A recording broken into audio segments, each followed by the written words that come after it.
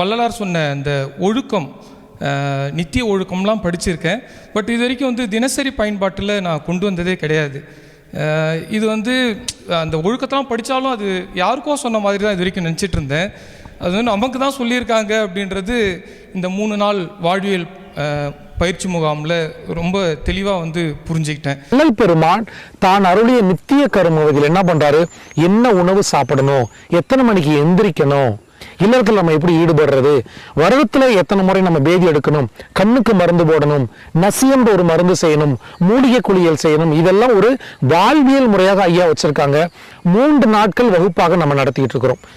சில விஷயம்லாம் ப்ராக்டிக்கலாக செயல்முறைக்கு எடுத்துகிட்டு வந்ததுனால இனி நம்ம வாழ்க்கையிலையும் இது படிப்படியாக எடுத்துகிட்டு வரலாம், நம்மளும் பயன்படுத்தலாம், நம்மளும் வள்ளலார் போல ஒரு நிலையை அடையலான்ற ஒரு நம்பிக்கை இந்த 3 நாள் வாழ்வியல் ப்ரோக்ராம் எனக்கு நம்பிக்கை கொடுத்தது.